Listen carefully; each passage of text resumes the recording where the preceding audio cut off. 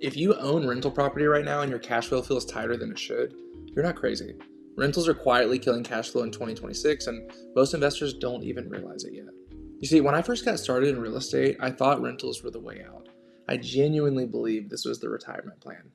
The math sounded simple for me. If I could make about $250 per month per rental, and I wanted $10,000 a month in retirement, I just needed 40 properties. So in my head, it was grind, buy rentals, and then wait. And maybe by the time I'm 65, I could finally enjoy life.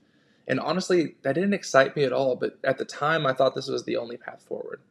But here's the reality of rentals, especially in today's market, they suck your capital dry. You underwrite a deal assuming 1 month of vacancy, it ends up turning into 3 months. You think the rent will be $1,900 and the market gives you $1,700. And HVAC goes out and there goes 4 years of cash flow in one repair. Property taxes go up, insurance goes up, maintenance never stops on these rentals. And suddenly that passive $250 a month barely exists, if it even exists at all. The list goes on, but for a long time, I accepted the fact that this was the game. I thought this is what everyone does, so this must be the way.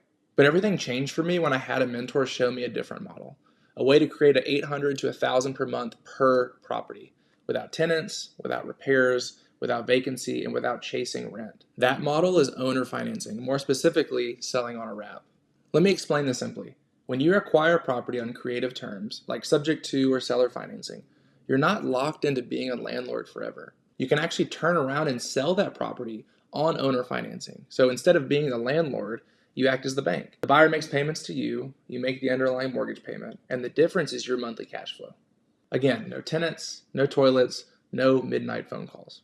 Let me walk you through a real deal that we just did, because this is where it really clicks. We purchased a property subject to the existing loan at a 3.25% interest rate. The remaining mortgage balance was roughly $230,000. We gave the seller $20,000 cash up front to take over the loan, and the payment on that mortgage, about $1,640 a month. Then we found a buyer who wanted the home who couldn't qualify for a traditional loan. They agreed to purchase the property for $335,000 and put a $25,000 down payment.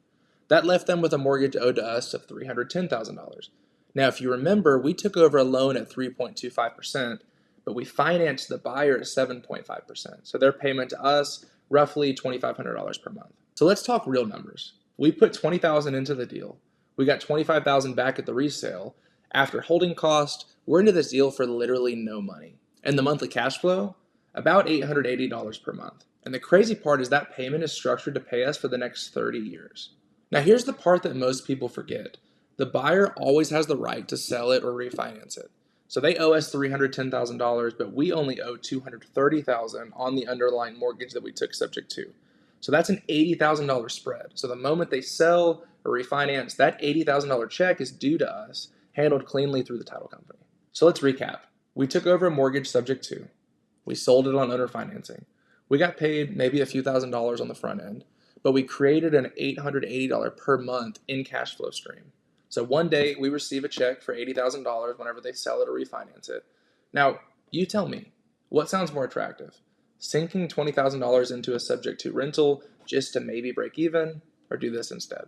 And here's the truth. I'm not saying rentals are dead. I still own rentals and I love them for what they are. They're great appreciating assets. But the traditional rental model most investors are using is underperforming in 2026. If your goal is real cash flow, flexibility, and freedom so you can live the life that you want to, this is a strategy you need to understand. Now, just so you know, I didn't learn this stuff on my own. I had mentors that helped me. And if you want guidance, real examples, and a place to be able to ask questions without feeling stupid, that's exactly why I created the free Skool community. The link's in the description. If you find this kind of content helpful, leave a like, go ahead and subscribe to the channel, and please join our Skool community. I'd love to see you in there.